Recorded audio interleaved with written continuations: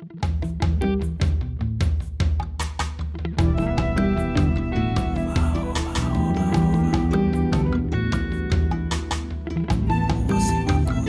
à tous, j'espère que vous allez bien, que vous avez été bénis par les anciens enseignements. Et j'espère que pour ceux qui ont découvert qu'ils ont un tempérament mélancolique, ils ont su comprendre certaines choses qui sont arrivées dans leur vie. Comme je le disais la dernière fois, vous savez, quand vous apprenez à comprendre comment les gens fonctionnent ou même comment vous fonctionnez, ça vous enlève un certain point. Je me rappelle que quand j'avais certaines faiblesses liées à mon tempérament, que j'avais une façon d'être opprimée émotionnellement dans mes pensées. Lorsque j'étais beaucoup plus anxieux que les autres, des fois ça me culpabilisait. Et ça me rendait de plus en plus malheureuse en disant, est-ce que je suis vraiment chrétienne? Est-ce que j'ai la foi? Et je me rappelle qu'il y a même une personne qui a dit, mais en écoutant quand même le caractère des mélancoliques, ça doit être difficile pour vous d'avoir la foi. Non, non, non, ça n'a rien à voir parce que la foi, c'est découvrir qui est Christ dans notre vie. Effectivement, le défi du mélancolique, c'était surtout de lâcher prise parce que lorsqu'il est orienté solution, il veut lui-même ou elle veut elle-même trouver une solution à ses problèmes. Et lorsqu'il n'arrive pas à trouver une solution, c'est très dérangeant. Il arrive souvent qu'ils ne dorment pas. Donc, comme je l'ai dit, ce sont des gens qui seront enclins, franchement, à déprimer, à être émotionnellement challengés que les autres. Pourquoi? Parce qu'ils sont très focalisés pensée, très focalisés orientés solution. Donc, ces gens-là, lorsqu'ils ne trouvent pas de solution, c'est un drame pour eux. Le colérique, lui, va prendre le temps, puisqu'il ne supporte pas l'échec, il va changer, il va partir. Mais nous, là je parle des mélancoliques, c'est très difficile de changer. Déjà, nous sommes des gens qui procrastinent beaucoup, qui n'aiment pas du tout le changement. Donc l'un des points faibles aussi pour le mélancolique, c'est qu'il n'aime pas le changement. Il n'aime pas franchement changer les choses. Donc changer pour lui, c'est un vrai défi. Donc comme je l'ai dit par rapport à ce tempérament-là, puisqu'il est orienté détail, il va vraiment rechercher les détails, il est dans les détails, dans les petites choses, il va donc être suspicieux. Donc c'est une personne qui va toujours suspecter le mal, le mal partout, il voit le mal partout. Et je me rappelle que souvent je parlais avec mon mari et je lui disais, mais toi, ton leitmotiv, c'est de trouver ce qui est positif dans la vie, de voir les choses positivement. Et moi, je disais, non, non, les gens sont mauvais jusqu'à preuve du contraire. Et lui, il disait, les gens sont bons jusqu'à preuve du contraire. Franchement, là, ce sont deux images de d'un sanguin, des mélancoliques qui voient une situation extrêmement différemment. Est-ce que tous les gens sont bons? Non. Est-ce que tous les gens sont mauvais? Non. Il faut un certain équilibre, c'est certain. C'est pour ça que des fois, on remarque que vraiment les différences s'attirent, les extrêmes s'attirent. Dans les tempéraments, franchement, l'extrême du mélancolique, c'est le sanguin. Et l'extrême du sanguin, c'est vraiment le mélancolique. Ce sont deux pôles extrêmement opposés, comme le colérique et le flegmatique sont extrêmement opposés. Et souvent, on remarque qu'on est attiré par ce qu'on n'a pas, ou ce qu'on n'est pas. Donc, l'autre chose que j'ai dit aussi, qui lui arrive beaucoup, il est facilement mécontent de lui-même. Vous n'êtes pas obligé de le juger. Écoutez, lorsque lui arrive à trouver que le travail qu'il a fait était correct, c'est bon. Écoutez, selon ses critères et ses propres principes, s'il arrive à trouver que c'est bien. Là, je parle des gens qui n'ont pas été extrêmement influencés par les autres, parce que si vous avez un parent sanguin, qui vous dit, non, tu dois apprendre à compter sur les gens, tu dois t'ouvrir aux gens, tu dois quelque part accepter aussi les remarques des autres. Vous savez, l'influence culturelle et aussi l'influence familiale a quelque chose de très important dans notre vie. C'est pour ça que les gens pourront dire, Nathalie, quand je t'écoute, on dirait que je me retrouve dans les 4 types de tempéraments. On les a à des doses différentes. Et je l'ai dit même au départ de ces enseignements-ci. C'est vraiment à des doses différentes. À part qu'il y a un tempérament qui sort du lot, qui est vraiment beaucoup plus grand, qui sort. Alors, si vous avez un enfant, si vous êtes extraverti, mais que vous avez été éduqué ou vous avez eu des parents qui sont les deux donc introvertis, vous êtes un colérique extraverti, mais vous avez un parent flegmatique ou mélancolique, ou même les deux flegmatiques ou les mêmes deux mélancoliques, vous allez avoir une dose, une influence, une patte quelque part de cette éducation, de leur personnalité dans votre vie. Donc ça va vous influencer. Ce qui fait que ce colérique ne va pas être extrêmement expansif ou de prime abord visible comme les autres extravertis, mais il aura quand même dans son être le drive, ce qui le conduit, c'est vraiment ce moteur colérique. Donc, c'est vrai, quand vous allez écouter ces tempéraments-là, on dirait qu'on va se retrouver dans un petit peu chaque tempérament. Mais ce qui est important de savoir, c'est que si vous vous posez la question, si vous n'êtes pas influencé par les autres, qu'est-ce que toi tu ferais? Si tu es dans une situation, dans des conditions optimales, où tu n'as pas peur, là, c'est vrai que le côté colérique va ressortir. Si tu es colérique, là, le côté sanguin va ressortir, là, le côté mélancolique va ressortir. Donc, vraiment, les mélancoliques, ce sont des gens qui procrastinent beaucoup, qui prennent le temps de voir, qui sont orientés détails, donc qui vont vraiment procrastiner. Ça, c'est un défi que j'ai, que je le sais, je travaille dessus. Pourquoi? Parce que j'ai peur de l'échec. Je n'aime pas l'échec. Autant que les colériques ne supportent pas l'échec, autant nous avons honte de savoir que nous n'avons pas réussi. Nous ne voulons même pas que les autres le savent. Notre critère, donc moral, nos propres principes, nos propres valeurs, nous empêchent de ne pas réussir. C'est pour ça qu'on s'engage très difficilement, c'est pour ça qu'on va procrastiner beaucoup, et c'est pour ça qu'on sera trop dans les détails. Et quand on s'est engagé et qu'on n'a pas réussi, nous allons nous fouetter émotionnellement. On va se torturer personnellement. Mon mari n'est pas obligé de me dire, là, Nathalie, tu n'as pas réussi. Quand je l'ai remarqué, c'est plutôt, il va faire le contraire. Il va dire, écoute, ça va aller, tu vas t'en sortir. C'est pas mais émotionnellement, je ne me suis pas bien. Et c'est cette tendance à vouloir broyer le noir, à carrément déprimer, qui va vous attaquer. Donc, voilà un petit peu. J'ai essayé de mettre les décors et je sais que beaucoup plus tard on parlera de ces tempéraments. On va aller un peu plus en profondeur. Ça, c'était juste franchement des aperçus et qui vont vous permettre de comprendre ce que vous êtes. Aujourd'hui, je vais parler aussi d'un autre tempérament, le tempérament flegmatique. Alors, le tempérament flegmatique, c'est un tempérament de prime abord assez positif dans le sens que lorsqu'on pense dans la tête à un chrétien, on pense franchement à un flegmatique. Pourquoi? Parce que les flegmatiques sont doux. Ce sont des gens qui amènent le calme. Ce sont des gens qui donnent la paix. La première chose à laquelle vous pensez, c'est une personne. Quand vous pensez à un flegmatique, c'est une personne qui vous amène la paix. Dans ma langue maternelle, on dit donc il veut la paix. Il amène la paix. Il n'est pas dans le conflit. Et on se sent confortable parce qu'on n'est jamais en danger avec la personne. Donc, l'une des choses qui caractérise un flegmatique, c'est qu'il est doux et assez calme, très relax, très relâché. On dirait qu'il est même détaché de la réalité. Il est vraiment relax. Il n'est pas dans le bruit. Comme je vous l'ai dit, c'est un introverti, mais franchement, c'est l'introverti par absolu.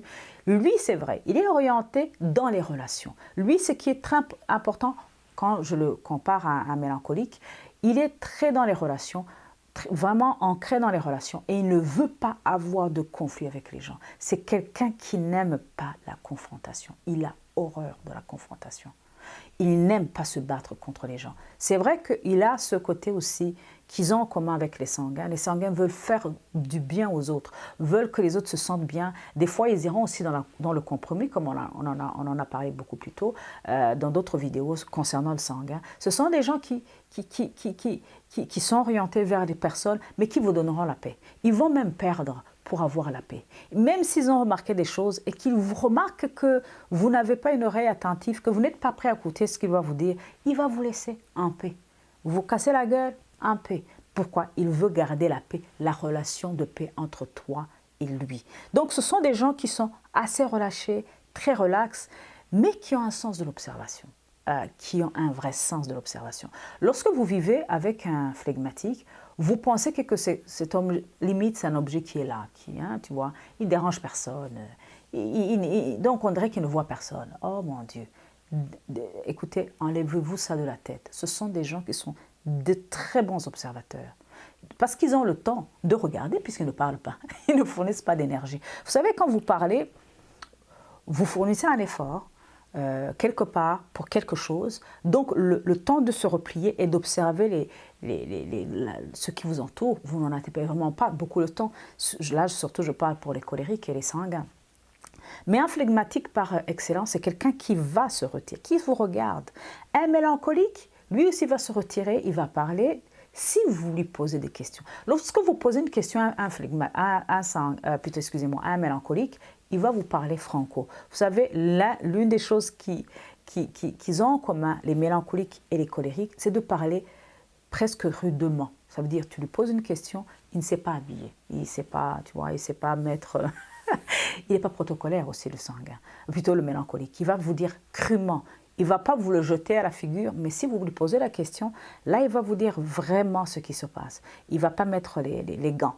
Par contre, un phlegmatique, lui, il mettra les gants, il ne voudra pas vous blesser. Pourquoi? Parce que c'est un diplomate né. C'est un diplomate né. Et c'est quelqu'un qui va développer l'amitié. Vous savez, c'est très difficile d'être en conflit avec un phlegmatique. C'est très très difficile d'être en conflit avec un phlegmatique parce qu'il ne vous donnera jamais l'occasion de se battre avec la personne. Et d'ailleurs, l'une des choses qu'il va faire quand il voit que vous allez vous battre contre lui, il va fuir, il va partir. Parce qu'il n'aime pas la confrontation.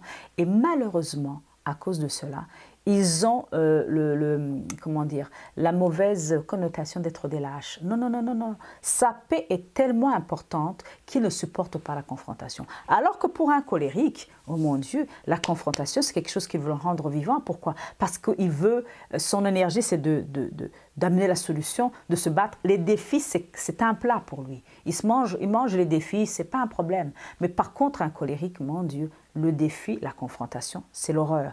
Pourquoi? Parce que c'est un faiseur de paix. C'est quelqu'un qui va toujours essayer de trouver une solution pour les deux parties, pour toutes les parties. Quitte à lui perdre. Souvent, il perd dans cette opération-là. Pourquoi? Parce qu'il veut qu'il y ait la paix dans s'il est dans un organisme, s'il est dans une entreprise, s'il est dans une église, etc. C'est quelqu'un qui va essayer de trouver une solution parce qu'il veut être un faiseur de paix. Donc, c'est aussi des gens qui ont beaucoup d'affection, qui sont beaucoup empathiques, donc ils vont beaucoup écouter les gens. Ils écoutent. Un phlegmatique, c'est quelqu'un qui a une écoute naturelle. Il vous écoute naturellement. Il ne va pas vous arrêter dans votre discussion. C'est quelqu'un qui va développer l'écoute naturellement. Il vous écoute, donc il est empathique dans cette situation-là, et surtout il est calme, parce que c'est quelqu'un qui va vous amener la paix. Donc c'est quelqu'un qui est assez contrôlé, une personne sur qui on va vraiment compter. Alors, malheureusement aussi, il y a un côté positif, mais il y a aussi un côté négatif de ce que je vais dire. C'est quelqu'un qui accepte facilement, qui est disponible pour les gens, qui ne sait pas dire non. Mais bien sûr, on va abuser de lui. Souvent dans les relations, il a tendance à dire oui tout le temps. Pourquoi? Parce qu'il ne veut pas avoir des problèmes. Donc, il va dire à tout le monde, oui, oui, oui, je vais le faire, je vais vous déposer, je vais faire ceci, je vais faire cela, je vais vous déposer loin, même si ça me gêne, alors que moi, j'avais prévu de faire un autre programme avec ma voiture, vous n'avez pas de voiture, je vous dépose. Donc, il est toujours dans rendre les services. Et c'est bien, mais il peut le faire à l'excès et ça peut le fatiguer. L'une des choses aussi négatives, parce que quand on le voit comme ça, c'est vraiment l'image parfaite d'un chrétien. On va se dire, waouh, quelqu'un qui vous donne la paix, c'est super. Et je vous assure, moi, quand je voyais des phlegmatiques, ça me gênait. Je me disais, mais comment ils font? Parce que moi, je peux être d'une nature combative des fois, surtout quand on parle de certains sujets. Je peux sortir de mes gonds. Un mélancolique, ce n'est pas parce qu'il est calme, mais quand tu l'emmènes dans un terrain assez...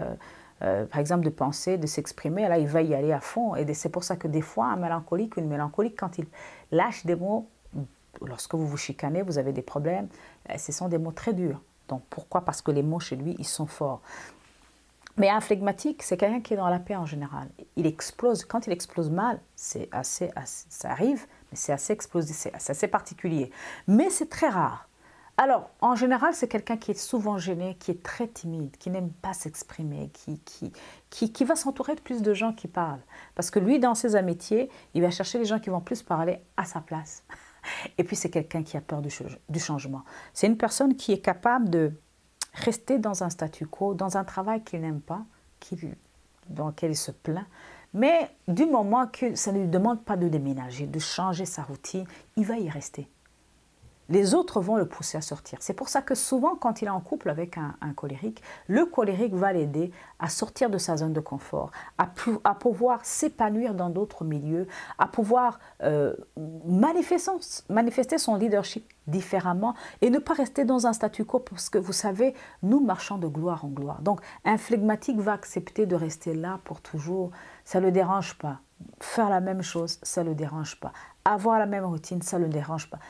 Même si ça le dérange, la difficulté de changer est beaucoup plus grande que de rester dans le problème. Donc, ce sont des gens alors qui vont être dans l'indécision. Ce sera difficile pour eux de prendre des décisions, de prendre des décisions pour sortir, pour aller, pour s'améliorer.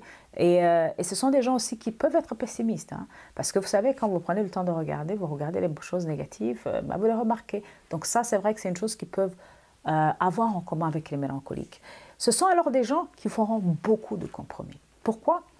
Parce qu'ils n'aiment pas faire du mal aux gens. C'est-à-dire, faire du mal, c'est surtout pour les sanguins, faire du mal directement, mais ils n'aiment pas qu'il y ait un conflit entre une personne et lui ou elle lorsqu'elle est flegmatique. Alors, la personne flegmatique il veut garder la paix à tout prix. Mais des fois, à tout prix, au prix même d'un compromis. Il va accepter de faire des choses qu'il n'aime pas, auxquelles il ne croit pas, parce qu'il veut rester en paix avec toi. Donc, ce sont des gens qui peuvent tomber facilement dans le compromis. Dans la Bible, lorsqu'on est en train d'analyser l'un des exemples de flegmatique, on parle d'Abraham. Et Abraham, vous voyez dans son cheminement, c'est quelqu'un il y avait une femme extrêmement belle. Et quand il est parti en Égypte, le roi a dit, mais cette femme est extraordinaire, je vais l'amener dans mon harem, elle sera ma femme. Et il a eu peur d'entrer en conflit avec le pharaon. Il a dit, oui, c'est ma sœur, tu peux la prendre, hein, jusqu'à ce que Dieu intervienne. Ce sont des gens qui ont peur de la confrontation. Mais vous aurez dit ça à un colérique comme Paul, oh non, non, non, non, non, lui il réagirait plutôt différemment, beaucoup plus en rage, avec plus d'énergie. Il est capable de se battre pour ses propres opinions et sortir de ses gonds facilement. Donc ce sont des gens qui sont assez indécis, qui ont peur du changement, qui sont souvent pessimistes quand même. Donc, ils vont faire quand même pas mal de compromis et des fois qui restent dans leur zone de confort, sans but précis. Des fois, ce sont des êtres aussi très têtus. Vous savez, ils sont difficiles aussi à convaincre parce que ce sont des gens qui sont extrêmement têtus aussi. Alors là, je parle des gens qui n'ont pas été changés par Dieu. Lorsque je suis en train de donner ces définitions depuis le premier tempérament, le colérique, le sanguin, le mélancolique et le flegmatique, là je parle des bons côtés et aussi des mauvais côtés, surtout pour les personnes qui n'ont pas reçu le Seigneur. J'ai déjà vu des gens qui ont été changés, transformés. J'ai déjà vu des sanguins transformés. Moi, quand je vois mon mari, avec le temps, ce n'est pas parce qu'on vit ensemble, mais franchement, c'est parce que j'ai vu Dieu faire un travail en lui. Il y a certaines choses, les côtés négatifs des sanguins, d'être superficiel, de dire oui à tout le monde, de se fatiguer dans les relations, qui a fortement diminué. Maintenant, il est beaucoup plus assagi, plus terre à terre. C'est vrai que l'expérience peut vous aider. C'est vrai que Dieu utilise beaucoup de choses pour vous transformer. Là, les définitions que je vais donner, les points négatifs et les points positifs, c'est vraiment en rapport avec le côté négatif brut, sans Dieu dans l'histoire, sans que Dieu intervienne. Et même pour les flegmatiques, l'une des choses qui va même se remarquer, ils sont des gens facilement indisciplinés, ils aiment la paresse, ils peuvent même être extrêmement sarcastiques dans leur façon de parler. Donc ça, ce sont des côtés négatifs qui s'observent lorsque vous n'avez pas donné le temps à Dieu de vous aider. Et bien sûr, il arrive des fois où vous avez été éduqué par quelqu'un qui aime le Seigneur, même si vous n'aviez pas encore connu Jésus, vous êtes influencé par lui, vous savez qu'il y a des choses qu'il ne faut pas dire, vous savez qu'il ne faut pas jurer par exemple, vous avez été éduqué. Donc, il y a certains points où vous n'allez pas vous retrouver totalement dans les côtés négatifs. Il y en a d'autres, on dira, non, non, ça c'est sûr, c'est moi, ça c'est vrai, ce défi, je l'ai, ça c'est vrai, ce côté positif, je l'ai, ça c'est vrai, c'est ce qui me drive, ce qui me pousse à agir. Un mélancolique, c'est vraiment la pensée.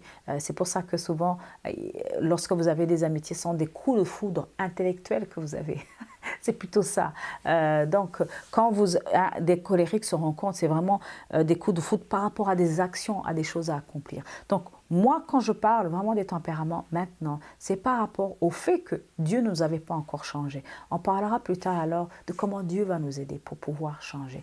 Que Dieu vous les bénisse et j'espère que vous avez compris certaines choses, non seulement sur vous, mais sur les autres. Le but aussi de ces enseignements, ce n'est pas que vous jugiez les autres et ce n'est pas de vous justifier pour rester dans les problèmes ou dans les points négatifs, mais c'est de savoir un petit peu à comprendre les erreurs relationnelles que vous avez commises, si vous avez un conjoint qui est différent de vous, de comprendre pourquoi il est comme il est et toi comme tu es, pour pouvoir aussi s'adapter et laisser le Seigneur vous transformer. Que Dieu vous bénisse en tout cas. Je suis extrêmement heureuse de pouvoir partager ces vidéos avec vous. Si vous trouvez que vous avez besoin de les partager, partagez-les à beaucoup de gens autant que possible pour pouvoir les aider. Que Dieu vous bénisse. Passez une excellente journée, une excellente soirée selon là où vous êtes.